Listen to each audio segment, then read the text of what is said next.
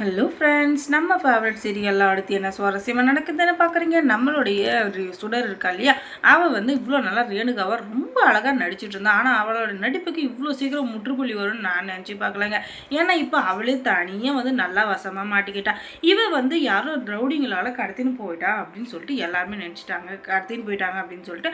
ஆனால் கடைசியில் நேராக வீட்டுக்கு வந்து நிற்கிறான்னா இப்போ எல்லாருக்குமே டவுட் வந்துச்சு. முக்கியமாக நம்ம மல்லிக்கும் சரி, அந்த மனோகருக்கும் செம்மையாக டவுட் வந்துச்சு. இவள் வந்து காணாமல் போயிட்டா. அதுவும் இல்லாமல் இவள் மனநல சரியில்லாத இருக்கா. யாராச்சும் கூட்டு வந்தால் பரவாயில்ல, இல்லையாட்டு யாராச்சும் ரொம்ப தெரிஞ்சவங்களா இருந்தால் கூட்டு வருவாங்க. அப்படி இருந்தாலும் ஆனால் இவளே எப்படி வீட்டுக்கு வந்தால், இவளுக்கு எப்படி அன்னபூர்ணியம்மா வீட்டுக்கு தான் போகணும்னு இவளுக்கு தெரியும். மல்லிக்கிட்ட போகிறனா கூட ஏதோ அர்த்தம் எப்போ பார்த்தாலும் மல்லி மல்லின்னு சொல்லிட்டு இருப்பா.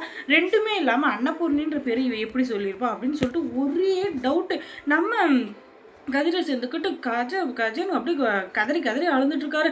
ஐயோ, என் பொண்ணு காணாமே போச்சேன்னு சொல்லிட்டு. ஆனாலும் நம்ம மல்லி இருந்துக்கிட்டு இங்கே எதுக்கும் கவலைப்படாதீங்கப்பா, நம்ம போலீஸில் கம்ப்ளைண்ட் கொடுக்கலாம், அவங்க கண்டுபிடிச்சி கொடுத்துருவாங்க அப்படின்னு சொல்லிட்டு மல்லி ஆறுதல் மேலே ஆறுதலாக சொல்ல. ஆனாலும் நம்ம கதிரியை சேர்ந்துக்கிட்டு கொஞ்சம் கூட அதுக்காக இது பண்ணுற மாதிரி காது கொடுத்து கேட்குற மாதிரியே இல்லை. அழுதுகிட்டே இருக்காரு.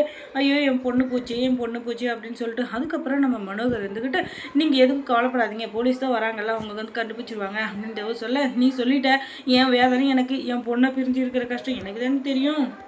அதுக்கப்புறமா போலீஸ் இருந்துக்கிட்டு வீட்டுக்கு வராங்க. அந்த ரேணுகாவை பற்றின எல்லா இன்ஃபர்மேஷனும் கேட்குறாங்க.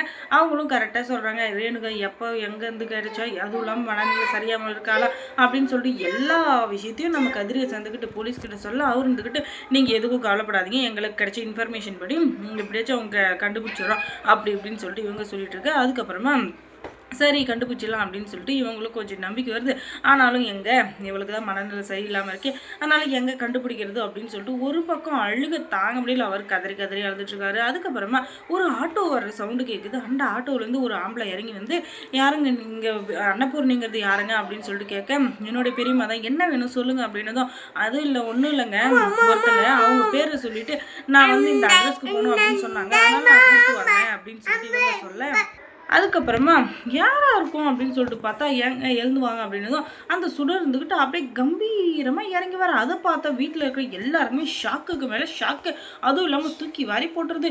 என்னடா இது, இவளை காணாமல் போயிட்டா, யாரோ கடத்திட்டு போயிட்டாங்க அப்படின்னு சொல்லிட்டு பார்த்தா இவன் நேராக இறங்கி வந்து நிற்கிறா அப்படின்னு சொல்லிட்டு ஒரே டவுட்டு. முக்கியமாக நம்ம மனோகருக்கு, இவ கண்டிப்பாக நல்லா நடிக்கிறா, இவளுக்கு கொஞ்சம் கூட அந்த மனநிலை சரியில்லை அப்படின்றது இல்லவே இல்லை.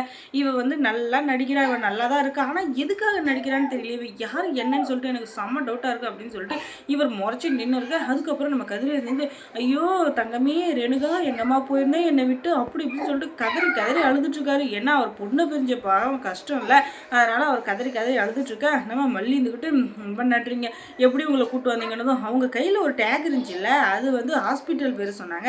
அதுக்கப்புறம் ஹாஸ்பிட்டலில் போய் விசாரிச்சு அதுக்கப்புறம் இங்கே கூப்பிட்டு வந்தோம் அப்படின்னு சொன்னதும் ஒரே டவுட் ஆகிடுது நம்ம மனோகருக்கு. கன்ஃபார்மாக இவளுக்கு கொஞ்சம் கூட அந்த இதுவே இல்லை, இவள் நல்லா நடிக்கிறா, மனநிலை சரியில்லாமல் தான் இவளுக்கு எப்படி ஹாஸ்பிட்டல் கொண்டு போனது எல்லாமே தெரியும். அப்படியே இருந்தாலும் அது எந்த ஹாஸ்பிட்டல் இவளுக்கு எப்படி தெரியும்? அந்த ஹாஸ்பிட்டலில் போய் இவங்க இது எல்லாத்தையும் விசாரிச்சாங்களாம், அதுக்கப்புறம் வந்தாங்களாம், இதெல்லாம் நம்புற மாதிரியா இருக்குது அப்படின்னு சொல்லிட்டு இவங்களுக்கு செம்மையாக டவுட் வருது. அதுக்கப்புறம் சந்திரகாந்தா மேடம்க்கு ஃபோன் பண்ணி கேட்குறாங்க. அதுக்கப்புறம் தான் இவள் சரியான ஃப்ராடு, இவளை போய் வீட்டில் சேர்த்துனீங்க பார்த்தியா, நீங்கள் சரியான ஆளுங்க தான், இவள் எவ்வளோ பெரிய ஃப்ராடு தெரியுமா அப்படின்னு சொல்லிட்டு இவங்க சொல்ல. மனோகர் இருந்துக்கிட்டு, நான் அப்போவே சொன்னேன்ல மல்லி, இவன் வந்து ரேணுகாவே இல்லை, அப்படியே ரேணுகாவாக இருந்தாலும் கொஞ்சமாச்சும் பெத்த புள்ள மேலேயும் கட்டின புருஷன் மேலேயும் கொஞ்சமாச்சும் பாசம் இருக்குல்ல, அவங்க மேலே இவளுக்கு பாசம்ன்றது எதுவும் இல்லை, இவளுக்கு பழசு ஞாபகமும் வரல. கடைசி வரைக்கும் இவளுக்கு ஞாபகம் வரலன்னா என்ன அர்த்தம்?